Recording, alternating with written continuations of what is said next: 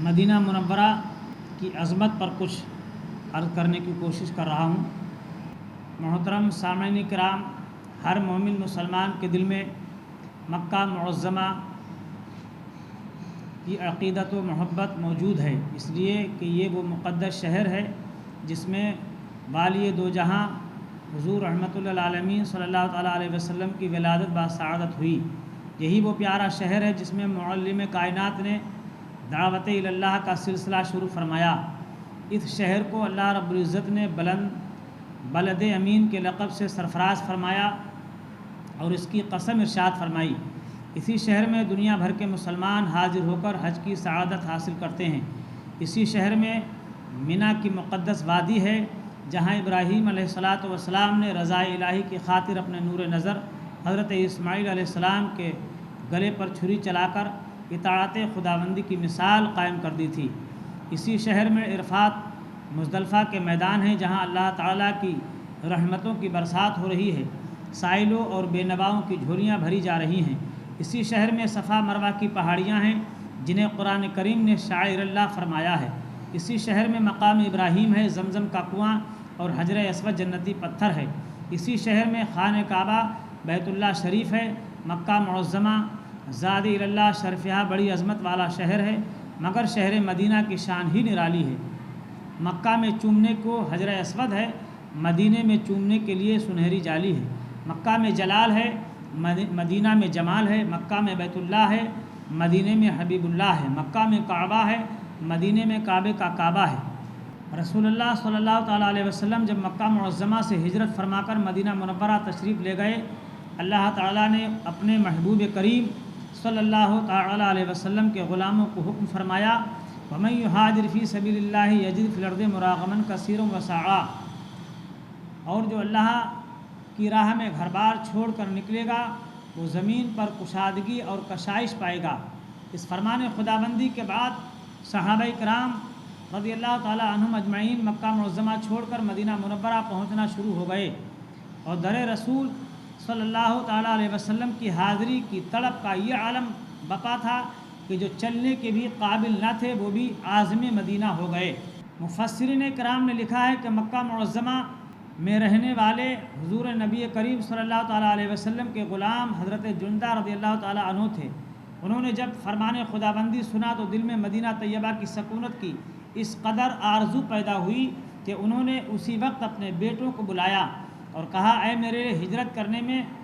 میرے بیٹے، مجھے ہجرت کرنے میں کوئی چیز رکاوٹ نہیں کرتی۔ اللہ تعالیٰ کا بڑا فضل و کرم ہے، مجھے مال دیا ہے اور مدینۃ الرسول جانے والے راستے کو بھی خوب جانتا ہوں۔ یہ درست ہے کہ میں بوڑھا ہو گیا ہوں، پیدل سفر کرنے کے قابل نہیں ہوں اور اونٹ پر بھی نہیں بیٹھ سکتا۔ تم مجھے اونٹ پر پالان رکھ کر اس میں بیٹھا دو اور میرے اونٹ کو میرے نبی کے شہر کی طرف جانے والے راستے پر ڈال کر اللہ رب العزت کے حوالے کر دو۔ اب میں اس شہر میں مزید ایک رات بھی نہیں ٹھہر سکتا۔ اس عاشق صادق کے بچوں نے باپ کے حکم کی تعمیل کرتے ہوئے اپنے والد کو اونٹ پر سوار کر کے جانب مدینہ روانہ کر دیا۔ یہ ضعیف ابھی تھوڑا سا سفر کر کے مقام تقیم تک ہی پہنچا تھا کہ اس عاشق صادق کو قیام اجل آ گیا اور یہ زندگی کی سرحد عبور کر کے دارالفنا سے رخصت ہو گیا۔ جب اس عاشق رسول کی وفات کی خبر مدینہ منورہ میں رہنے والے صحابہ کرام رضوان اللہ تعالیٰ علیہم اجمعین کو پہنچی تو انہیں بہت صدمہ ہوا اور انہوں نے بڑے افسوس سے کہا، کاش جندہ مدینہ منورہ پہنچ کر فوت ہوتے۔ انہوں نے ہجرت کی مگر رسول خدا صلی اللہ تعالیٰ علیہ وسلم کے قدموں تک نہ پہنچ سکے۔ جب صحابہ نے یہ بات کہی تو اللہ رب العزت نے آیت مقدسہ نازل فرمائی جس میں اس مہاجر کو بارگاہ محبوب کریم صلی اللہ تعالیٰ علیہ وسلم میں نہ پہنچنے کے باوجود پورا اجر و ثواب عطا فرمانے کا اعلان فرمایا۔ پروردگار عالم ارشاد فرماتا ہے، وَمَن يَخْرُجْ مِن بَيْتِهِ مُهَاجِرًا إِلَى اللَّهِ وَرَسُولِهِ ثُمَّ يُدْرِكْهُ الْمَوْتُ فَقَدْ وَقَعَ أَجْرُهُ عَلَى اللَّهِ، اور جو اللہ اور اس کے رسول کی طرف ہجرت کرتا ہوا گھر سے نکلا اور پھر اسے موت نے آ لیا تو اس کا ثواب اللہ کے ذمہ کرم پر ہے۔ سامعین محترم، اس آیت مقدسہ میں اللہ تعالیٰ نے فرمایا جو اپنے گھر سے ہجرت کر کے نکلے اور راستہ میں ہی اس کو موت آ جائے تو اللہ تعالیٰ اسے در محبوب تک پہنچنے کا اجر و ثواب عطا فرمائے گا۔ اس آیت کریمہ میں حضور نبی کریم صلی اللہ تعالیٰ علیہ وسلم کی بارگاہ میں ہجرت کرنے والے حضرت جندہ بن زمرہ رضی اللہ تعالیٰ عنہ کے اجر و ثواب کا ذکر بھی ہے، اور حکم مطلق قیامت تک ہر مومن مسلمان کے لیے عام ہے۔ اللہ تعالیٰ فرماتا ہے وَمَن یخرج، جو بھی نکلے اس سے یہ معلوم ہوا کہ یہ حکم صرف اسی مرنے والے کے لیے نہیں بلکہ قیامت تک جو بھی اس بارگاہ تک پہنچنے کا سفر کرے اور اگر راستے میں ہی اسے موت کا پیام آ جائے تو اس کا اجر و ثواب اللہ تعالیٰ کے ذمے ہے۔ یخرج مضارع کا صیغہ ہے جو حال اور مستقبل کے زمانے پر دلالت کرتا ہے۔ اگر یہ حکم صرف اسی صحابی کے لیے ہوتا تو الفاظ یوں ہوتے ومن خرج من بیتہ، جو اپنے گھر سے نکلا۔ سامعین محترم، بارگاہ محبوب صلی اللہ تعالیٰ علیہ وسلم کی بارگاہ کی حاضری کی اس سے بڑھ کر کیا عظمت ہو سکتی ہے کہ اس محبوب کریم علیہ الصلاۃ والتسلیم کے قدموں کی حاضری کے لیے صدیق اکبر رضی اللہ تعالیٰ عنہ نے ہجرت کی، عمر فاروق اعظم رضی اللہ تعالیٰ عنہ نے ہجرت کی، عثمان غنی ذو النورین رضی اللہ تعالیٰ عنہ نے ہجرت کی، مولا علی مشکل کشا رضی اللہ تعالیٰ عنہ نے ہجرت کی، بلال حبشی رضی اللہ تعالیٰ عنہ نے مکہ چھوڑا، صحابہ کرام نے مکہ میں اپنی جائیدادیں چھوڑی، عزیز و اقارب کو چھوڑا، رشتہ داروں کو چھوڑا، بچوں کی جدائی برداشت کی اور محبوب دو جہاں صلی اللہ تعالیٰ علیہ وسلم کے مقدس شہر میں سکونت اختیار کی۔